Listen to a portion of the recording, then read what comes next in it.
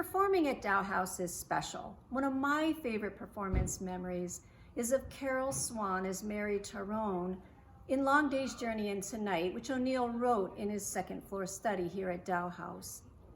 Mary was illuminated and bathed in a light as she cradled her lost child, shaped from the wedding dress that she held. It was haunting and powerful. We asked our early plays actors to share some of their favorite memories performing here at Dow House. Let's hear what they had to say.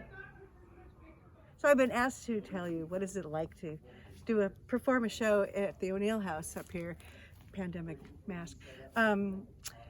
It's really, before I did a show up here, the other actors would tell me how special it was and magical, and they'd use all these words, and I thought, okay, wow, it's true. Just to be here near the home where Eugene wrote so many of his popular plays, and this whole environs that the National Park Service is so dedicated in keeping pristine and to the time period. We don't even drive our cars up here because it doesn't look right, and we want to preserve this as much as you can. When you're up here doing rehearsals, you'll see all manner of wildlife, sometimes things you don't want to see, snakes and things like that. And as the nights get darker, as you're here closer to the showtime, and it gets darker at night, the stars come out, and the animals can be kind of heard, not seen. You get to stand there waiting in the wings. Essentially, you're right outside this barn right here that before you make your entrance, and you're surrounded by the stars.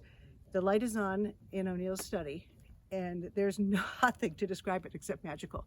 That you can feel that there's a presence, you can feel someone watching you, and it's right before, waiting in the wings is a special thing for every actor anyway before they go on their scene, but to be waiting out here with him, I got goosebumps, watching and waiting for you to go in and say his words. It's pretty special. So yeah, I'm Ryan again. This is my second time performing here at the Eugene O'Neill Foundation. I was here this time last year actually in rehearsals for Long Day's Journey into Night. I played Jamie Tyrone. We ended up taking it to Ireland, which is a tremendous experience, but also performing it here during the day is something very, very special to see. The sunlight coming through the barn. You don't get the same lighting effects necessarily because it's daytime, but it's really special. The nighttime performances are special as well, with the owls and the coyotes, things like that. But it's just a beautiful place to experience live theater. It's like none other in the Bay Area. As I said, it's just such a pleasure to be up here. As it happens, the very first time that I joined Eric Fraser Hayes on one of these projects was in 2009, and we also did 3 one-act plays at that time, performed before a live audience. We did early plays, not quite as early as these 3 plays, which were written in 1913 and 14, but in the same decade. And they were called, as Eric put the program together, the war plays. So we did Shell Shock, The Movie Man, and The Sniper, 2 of which were about World War I. So it's kind of a nice circular thing for me to be back, and O'Neill is one of my favorite writers. I actually wrote my college dissertation on A Moon for the Misbegotten.